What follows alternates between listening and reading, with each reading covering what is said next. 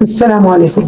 ذی الحج کا مہینہ حرمت والے 4 مہینوں میں سے ایک ہے۔ اس ماہ کے پہلے 10 دن اللہ تعالیٰ کو بڑے محبوب ہیں۔ یہاں یہ وضاحت کر دینی چاہیے کہ حرمت والے 4 مہینے وہ ہیں جو اسلام سے پہلے بھی حرمت والے مہینے قرار دیے جاتے تھے۔ اس میں رجب، ذی القعدہ، ذی الحج اور محرم شامل ہے۔ تو دراصل یہ ذی الحج کا مہینہ وہ مہینہ ہے کہ جس کے پہلے 10 دن اللہ تعالیٰ کو بڑے محبوب ہیں۔ ان ایام میں نیک اعمال کی قبولیت اور فضیلت باقی تمام دنوں سے زیادہ ہے۔ اس مہینے میں حج ادا کیا جاتا ہے۔ حج کے دن یعنی یوم عرفہ کا روزہ 2 سال ایک گزشتہ اور ایک آئندہ کے گناہوں کو مٹا دیتا ہے۔ ابو قتادہ رضی اللہ عنہ بیان کرتے ہیں کہ رسول صلی اللہ علیہ وسلم نے فرمایا کہ عرفہ کے دن روزے کے بارے میں اللہ تعالیٰ سے امید ہے کہ وہ پچھلے سال اور آئندہ 1 سال کے گناہ کا کفارہ بن جاتا ہے۔ صحیح مسلم۔ عید الاضحیٰ کی نماز کی ادائیگی سے پہلے کچھ نہ کھانا مستحب ہے۔ کچھ لوگ اس کو نصف روزہ قرار دیتے ہیں، لیکن یہ صحیح نہیں، کیونکہ عید پر روزہ رکھنا منع ہے۔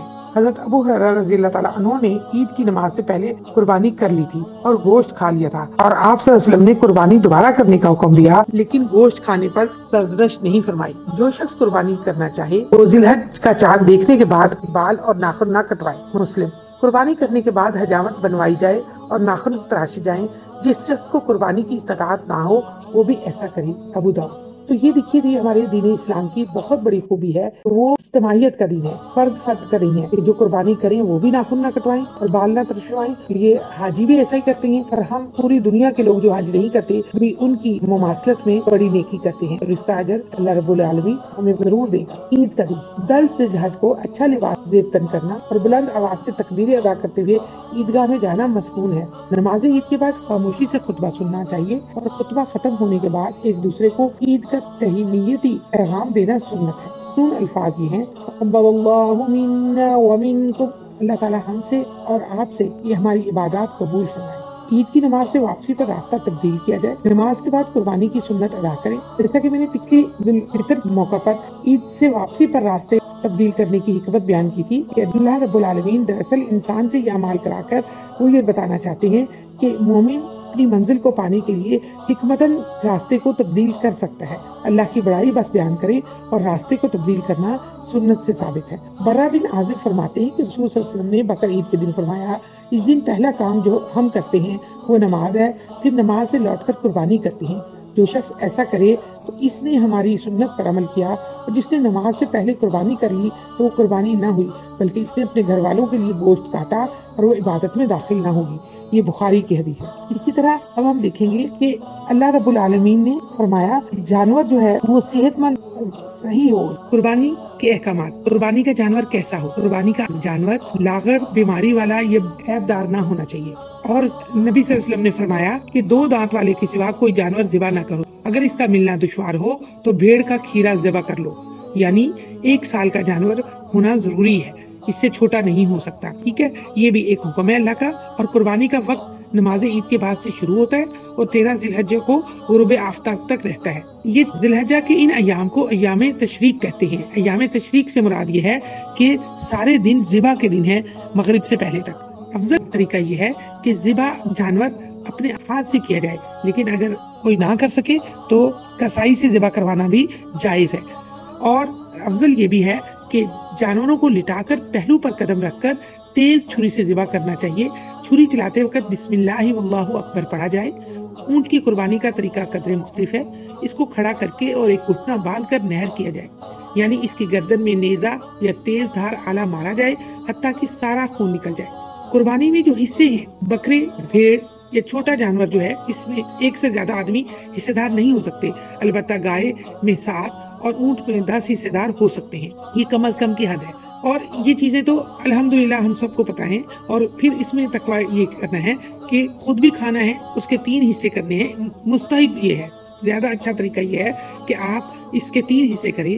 ایک حصہ اپنے لیے رکھیں، دوسرا رشتہ داروں کے لیے رکھیں، اور تیسرا حصہ غرباء اور معاشرے کے مساکین کے لیے حصہ رکھا جائے۔ لیکن اگر کسی کا خاندان بڑا ہے تو یہ بھی نبی صلی اللہ علیہ وسلم کی طرف سے اجازت ہے کہ تم پورا بھی کھا سکتے ہو۔ اور یہ نبی صلی اللہ علیہ وسلم 2 احادیث سے پتہ چلتا ہے کہ ایک حدیث میں منع کیا کہ اب آپ جو ہے نا اس کو ذخیرہ نہ کرو، اور دوسری حدیث میں کہا کہ کھاؤ بھی، ذخیرہ بھی کرو اور صدقہ بھی کرو۔ اس کی وضاحت اہل علم یہ دیتے ہیں کہ جب خوشحالی آ گئی اور لوگ زیادہ قربانی کرنے لگے تو پھر کہا کہ اس کو ذخیرہ بھی کر سکتے ہو۔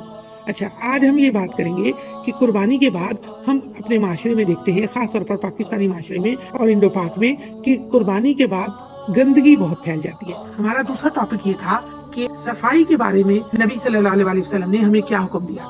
مشہور حدیث ہے کہ صفائی نصف ایمان ہے۔ تو جب آپ کا نصف ایمان ہی بڑی عید کے اوپر ختم ہو جائے تو پھر ہم سوچیں کہ ہماری یہ عبادت قبولیت کا درجہ رکھتی ہوگی۔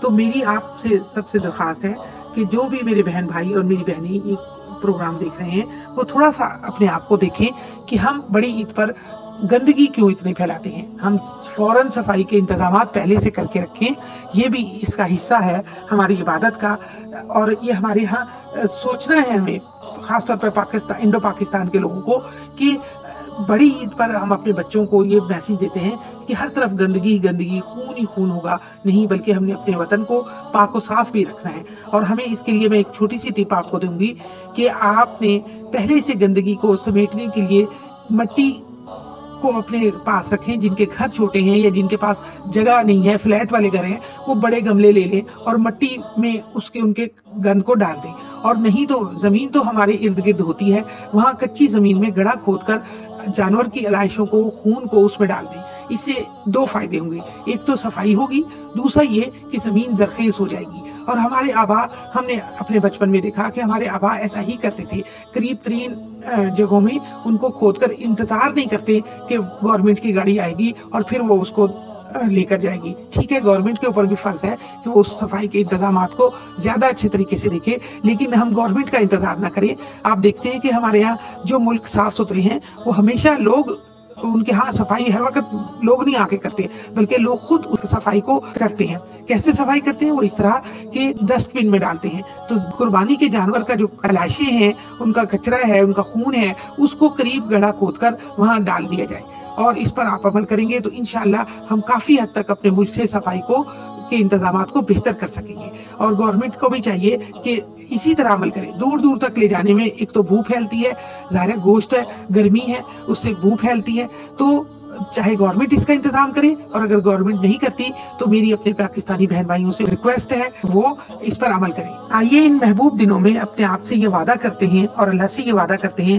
کہ ہم انشاءاللہ پاک و صاف رہنے کو اپنا ایمان کا حصہ بنائیں گے۔ بس آپ نیت کر لیں گے تو اللہ آپ کو خود راستہ دکھائے گا۔ تو آپ نے ان علائشوں کو مٹی میں دفن کرنا ہے، اور کر کے دیکھیے، انشاءاللہ ہم اپنے وطن سے بہت سی گندگی کو دور کر پائیں گے۔ اور گورنمنٹ کے لوگ اگر میری یہ بات سن رہے ہیں تو وہ بھی یہ بات یقینی بنائیں کہ قریب ترین گڑھے کھود کر زمین کو زرخیز بھی کریں اور وہیں ڈال دیں۔ دور دور تک لے جانے سے بدبو بھی ہوتی ہے، اور لے جانے کے انتظامات میں پیسہ بھی بہت خرچ ہوتا ہے ٹرانسپورٹیشن پہ۔